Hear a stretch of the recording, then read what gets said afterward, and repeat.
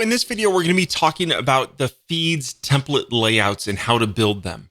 Now, you've probably seen this demo and probably heard me talking about it quite a bit. Now, all of these particular layouts in this demo file are built with Foundation 6. I'm not going to be reviewing any of these in this particular video. I already did a live stream on feeds, and I actually went into detail on how each one of these layouts is built. So please, if you're curious on how these feeds are built with Foundation 6 layouts, go ahead and watch that live stream. In today's video, what I'm going to be doing is I'm going to be building a basic one feed, very similar to this online store. But guess what? This uses all basic stacks. It does use 2 of my free stacks. Okay, so 2 of these, the CSS box and warehouse image, are freebies. So you can get those on my website. But the rest of them are just the straight up default stacks that come with stacks. So we have a regular 1 column, a regular 2 column, and some text. Okay, and a button. All of these come with stacks. So let's go ahead. Again, let's just see this. It's bringing in CSV data, and we have the icons, we have our title, we have the summary, and a buy now button. Okay. So let's see how we're building this and how we're going to integrate the data. So first off, we have this CSV feeds, and it already has the CSV data, but let's look at that data, right? So we know what data we have available to us. So I'm going to go ahead and click in the feed stack data preview. And we'll see here that I have access to all of these fields. I have ID, name, cart loom, which is an ID, color, and summary. All right, so I have access to all these fields to build that layout. So if we look here, what I'm doing is, let's look at this. What I want to have, this is a 1 column. This is another 1 column. This is another 1 column.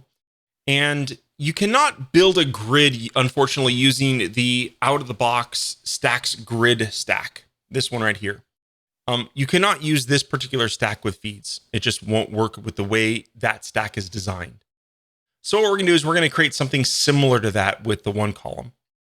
So here I have a 1 column, and what I did is I set it to be fill mode float, and I set it to be 400 pixels, and that's going to float to the left. And then I added 20 pixels of margin across the entire thing.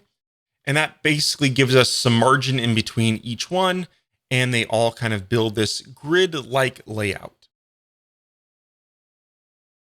Okay. So that is the 1 column. And inside here, we have a CSS box. This actually gets the background color. We'll come back to this one after. This gives us the background color inside of the box. Then we have a 2 column, which is a straight stacks 2 column because I want to have my image on the left and the text and button on the right. So we'll see here this is the free warehouse image stack from my website. You'll see that in the image URL here, what I'm doing is I'm taking that ID from the settings. Okay, so if we look here, there it is. So I have this image uploaded to my web server, and it's standardized where I know the exact image URL just by knowing the ID of this product. So here I'm injecting the ID field into that URL to an image, and I know that will always resolve the URL to that image. Now, I could just have in my CSV data the full URL. You could do that as well, and then you could just put in, like something like image here. Okay. So if you were storing the full URL to an image, you can inject that just by putting that in there, assuming it was inside of an image field. And then in my alt tag, what I'm doing is I'm just going ahead and inserting the name of the product in the alt tag. And we can easily do that with this syntax. So I've kind of skipped an important piece here. I've injected some of this data, but I haven't shown you how to do it. So let's look at this field right here. This is a text field in stacks. And essentially, well, you'll notice this special syntax here, this curly brace, and then the name of the field from my data, and then close that with 2 curly braces. We just add that everywhere. You'll saw in the image one, I wanted to use the ID. It was just curly brace, ID, curly brace. We'll see in the summary. Guess what? It's just curly brace, summary, and closing my curly braces. And that's how I inject the summary field. Same thing in my button here. If we scroll down to the button, we'll see I have a link. And guess what? That link, it contains this little macro for the Cartloom ID. Because I use Cartloom as my store, so this is an easy way of injecting the Cartloom ID, which is really the only unique thing I need to add to this URL. So the standard URL for Cartloom add to cart is this. And basically all I need to do is add the Cartloom ID for each item into the URL. Now, I had skipped CSS Box earlier. If we look at that, CSS Box allows us to add some inline styles. And you'll notice here that all I really do is I add background color, and then I inject that color variable that comes from the data.